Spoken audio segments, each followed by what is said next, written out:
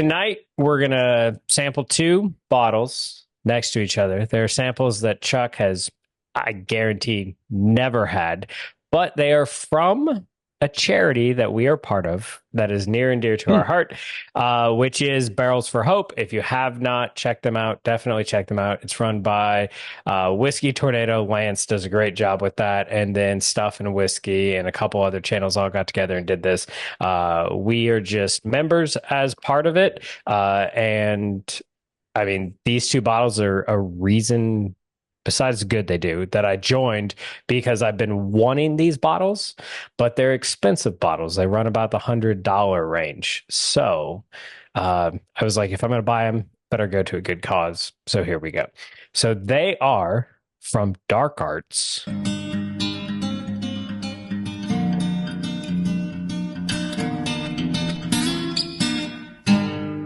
There is a Dark Arts that is sherry finished, or no, yeah, sherry wine or Oloroso, however you say all that, 7 years. Oloroso. So that is the first of the two we're going to try. And the other one is finished in white port wine casks. So again, probably saw our video from last week. If not, I don't know what you're doing here. Please go watch the video from last week. We did Old Scout, which was finished in just port wine barrels. Compared it to High West, we can compare this to the new limited release of High West, which is the white port. So same thing. So, and like I said, both these come in about $100. They are just from Dark Arts, which is out of Lexington, Kentucky. They get barrels, generally MGP. They do some fun stuff to it, finishing it in other barrels, and then put it out under their own label. If you do a pick, you get the really cool stopper that makes it look super amazing. So there you go.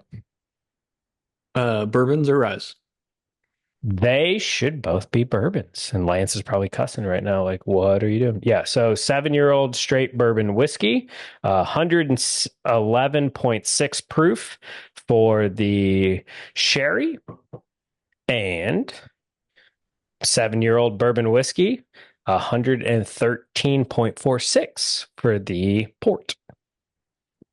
So there we go. I've been hearing good stuff about them, so I've been wanting to get a bottle. I think I've had a couple Dark Arts, although I couldn't tell you which ones they were. But I've heard good things otherwise. Yeah. Yeah, you said, oh, yeah. You said I guarantee I didn't think you had. Yeah. I certainly haven't had these. So yeah, I'm definitely wrong, but hey. They've got their distribution area open.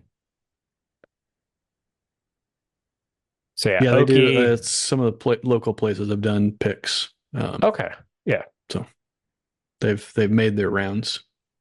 Well, that's good. So yeah, oaky, caramel, and then some of those fruity sherry notes. Yeah, but I don't get like sometimes sherry. I get that. It's like a leather. Yeah, it's almost a turn off for me sometimes on sherry finishes, and this does not have that. At least on the nose. Just tons of brown sugar. Yeah, it's a very delightful nose. And from the nose, I would not know that it's finished. Yeah, I guess based on the initial, like the sweetness is subdued as it sat in the glass here, but initially it's just like tons of brown sugar. Maybe just a I guess an initial impression would just be a few notes, not many. I do get a little bit of grain, not a bad grain. It's just like a toasted grain in the palate there with the brown sugar. I think what's surprising, like I don't get a lot of the finishing barrel, not on the finish, but the finishing barrel, the sherry. I guess I'm surprised at the lack of sherry in this. I get a little bit of the sherry on the finish. That's where it really starts to like come through. But yeah, no, on the palate, tons of brown sugar, everything like that. And then, yeah, on the finish, I get some of those sherry notes. The oak starts to come in and you get that drying sensation. Yeah, pleasant amount of oak, really, but particularly for a 7-year product. You do pick up maybe as it kind of opens. You do pick up maybe a little bit of the sherry on the nose. It's probably one of the best sherry finishes I've had because the sherry doesn't take the front of it. It just kind of like peeks in and out of the back end, which is nice because I mean, if you watch channel, we're not huge sherry finish fans, so it's not bad. We're also just bourbon fans, so it's like Yeah, one of the reasons we've always loved the barrel craft spirits finished products is because they've been a bit more subtle on the finish, and let the bourbon shine. And that's what I yeah. think this does well. Like it lets the bourbon shine, but it enhances the bourbon with the finish. Yeah, Mm-hmm. that's quite good. And the finishes last. Wow, that is yeah, the drying oak, not overly drying in a good way. Yeah, Oak, and then a little bit of spiciness as it lingers. That this is enjoyable. 113 proof, you said? 111.6. The 113 is the port finished, which Lance has described as a fat man's whiskey. Fat man. Just I'm not sure what that means, but I think you're going to get even more caramel fruity notes. okay. Oh So yeah. we on to number two? Yep. Oh yeah. Just super sweet deliciousness. That's candy sweet there. That's like It's like, concentrated butterscotch. yeah, melted Werther's in a glass. Yeah, with maybe a little less caramely, but I'd even say some nougat. nougat. Okay. Makes me think of like, to be honest, like a Three Musketeers or a Milky Way. Mm, I can go there. Mm-hmm. Oh, that's good. I might need a second sip. Yeah. The first sip to me, like I was getting you know how sensitive I am to grain notes, and Yeah. like I'm getting a little graininess here on the Okay. palate. But let me Interesting. go ahead, go on, I and was gonna I'll say, continue to. like for me, it's just super viscous and oily. It's almost like going back to my Milky Way with all that caramel goodiness, just like going down, and a little bit of oak in the end. Super sweet. I mean, I find it absolutely enjoyable. So going back to the nose. Even do you remember the cream savers candy? It was like mixed. It was like you had the depending on the one you had, like some of them were like orange dreamsicle or something, but it was like this. It has that like creaminess Yeah. on the vanilla creaminess on the nose. It's really nice, blended with the butterscotch sweetness that we were talking about earlier. So just really enjoyable on the nose. I'm not sold on the palate. Okay. I'm still getting some just graininess, and I whereas like the sherry finished, you were getting more of that rich oak, Mhm. and then a little bit of that like the sherry finished sweetness, and then like a really nice lasting oak finish.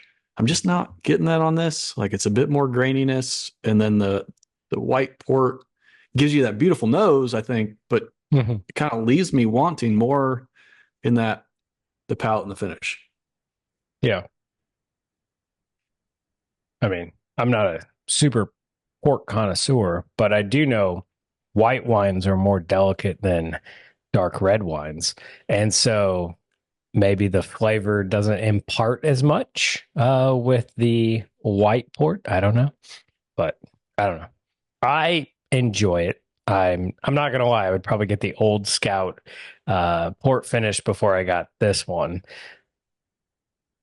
but I'm not sad I bought this at all. Yeah, different animals. One being the rye, one being a Mhm. bourbon. I guess between these two, I'm leaning the sherry finish. Which, if you'd said which one do you think you would Mhm. like beforehand, I probably would have said the port. not the sherry, just because of our experience, as you mentioned on the sherry finishes, has not been great. We haven't loved, a lot of them seem to be overdone as far as the sherry, Yeah. and that can be a very strong flavor. But this one does it really nicely. So at least for my palates, I'm preferring the sherry finish on this. The white port, the nose is lovely. Like that is like Yeah. maybe you just sit here and sniff it. I don't know. So I think at the end of the day, what we're saying, without a doubt, Barrels for Hope keeps doing some amazing picks. The best pick we've had from them is still that Nashville Barrel Company because that was just absolutely amazing. I'm pretty sure Chuck agrees with that one. Yeah, yeah, that's what I thought. He's still hoping a bottle magically appears.